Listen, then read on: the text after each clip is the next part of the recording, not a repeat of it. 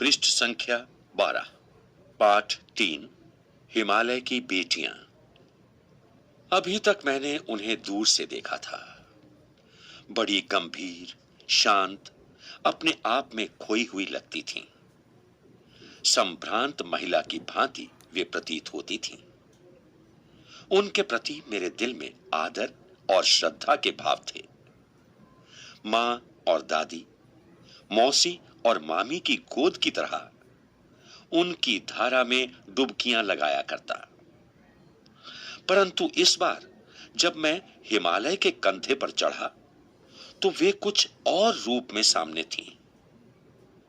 मैं हैरान था कि यही दुबली पतली गंगा, यही यमुना, यही सतलुज समतल मैदानों में उतरकर विशाल कैसे हो जाती हैं।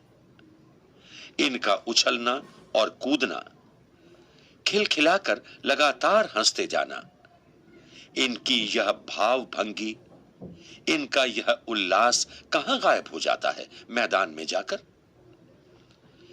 किसी लड़की को जब मैं देखता हूं, किसी कली पर जब मेरा ध्यान अटक जाता है, तब भी इतना कौतूहल और विस्मय नहीं होता जितना कि इन बेटियों की बाल लीला देखकर।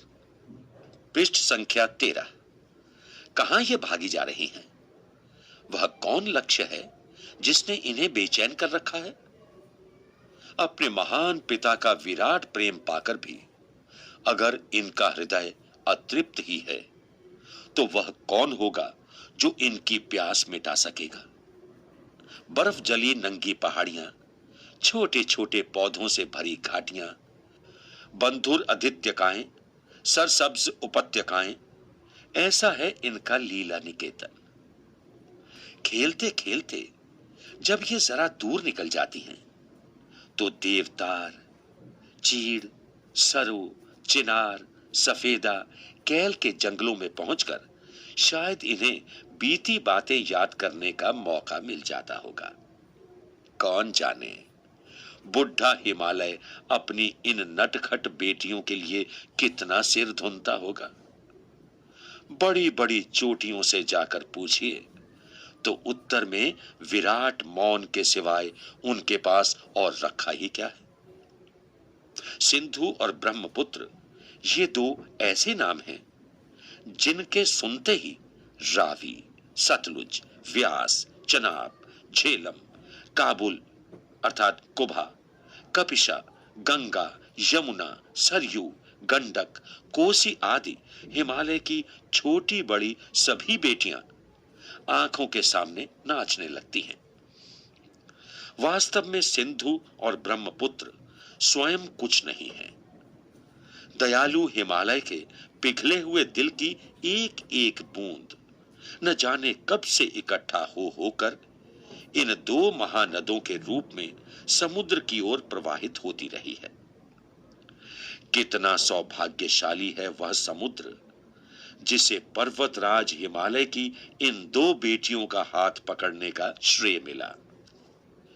जिन्होंने मैदानों में ही इन नदियों को देखा होगा, उनके ख्याल में शायद ही यह बात आ सके कि बूढ़े हिमालय की गोद में बच्चियां बनकर ये कैसे खेला करती हैं। मां बाप की गोद में नंग धड़ंग होकर खेलने वाली इन बालिकाओं का रूप पहाड़ी आदमियों के लिए आकर्षक भले न हो, लेकिन मुझे तो ऐसा लुभावना प्रतीत हुआ वह रूप कि हिमालय को ससुर और समुद्र को उसका दामाद कहने में कुछ भी झिझक नहीं होती है।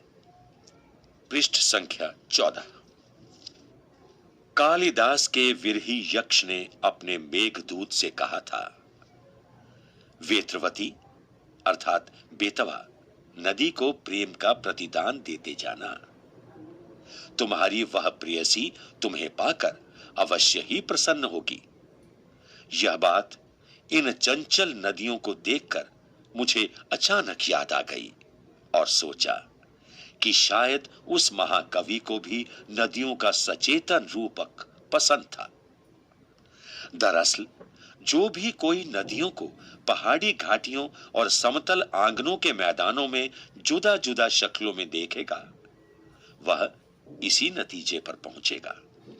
काका कालेलकर ने नदियों को लोक माता कहा है, किंतु माता बनने से पहले यदि हम इन्हें बेटियों के रूप में देख लें तो क्या हर्ज है। और थोड़ा आगे चलिए, इन्हीं में अगर हम प्रेयसी की भावना करें तो कैसा रहेगा। ममता का एक और भी धागा है जिसे हम इनके साथ जोड़ सकते हैं। बहन का स्थान कितने कवियों ने इन नदियों को दिया है। एक दिन मेरी भी ऐसी भावना हुई थी। थोलिंग तिब्बत की बात है। मन उचट गया था, तबीयत ढीली थी। सतलज के किनारे जाकर बैठ गया। दोपहर का समय था। पैर लटका दिए पानी में। थोड़ी ही देर में उस प्रगतिशील जल ने असर डाला। तन और मन ताजा हो गया तो लगा मैं गुनगुनाने, जय हो सतलज बहन तुम्हारी, लीला अचरज बहन तुम्हारी, हुआ मुदित मन हटा खुमारी, जाऊं मैं तुम पर बलिहारी।